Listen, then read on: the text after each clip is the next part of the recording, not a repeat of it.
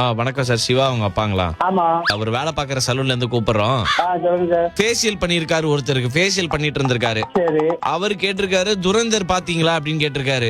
நீங்க திறந்தா நான் ஏன் பாக்கணும் அப்படின்றாரு சார் உங்க பையன். துரந்தர்ன்றது ஒரு படத்தோட பேரு.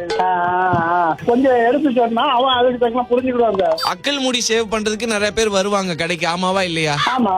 அழுக்கா இருக்குது உங்க அக்கல் முடி, அவ்வளவு அக்கறை இருந்தா எகிரி புடின்றான் சார். நம்ம இஷ்டத்துக்கு நம்ம செய்ய முடியாது, நம்ம சொந்த கடை வைக்கல. முட்டை சாப்பிடுறான், முட்டை சாப்பிட்டு வந்துட்டு மூஞ்சில கை வைக்கிறான் சார். மூஞ்சில அவங்க எல்லாம் வந்து அப்படின்றாங்க. அது என்னைக்கு அப்படி பண்ணாத.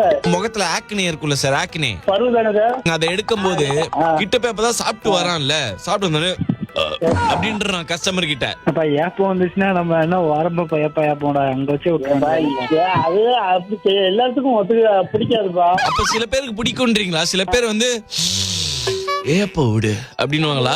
நம்ம ஏப்ப விடுறத நம்ம தனியா தான் விடணும். நான் ஒரு நாள் எக் பப் சாப்பிட்டு வந்து ஏப்பம் விடுறேன் சார் உங்க மூக்குல. எல்லாருக்கும் பிடிக்காதுன்றீங்க. இல்ல உண்மையிலே அது செய்யக்கூடாது சார். அது செஞ்சது தப்புதான். புத்திமதி சொல்லுங்க, கத்துங்க சார், திட்டுங்க சார். நீங்க தான் அதை சொல்லி நீங்க சத்தம் போடுங்க, நாங்க என்ன சொல்றதுக்கு. நான் சத்தம் போடுறதுக்கு நான் என்ன எங்கேயாவது டூர் வந்துக்கிறேன்னா அப்படின்னு சத்தம் போடுறதுக்கு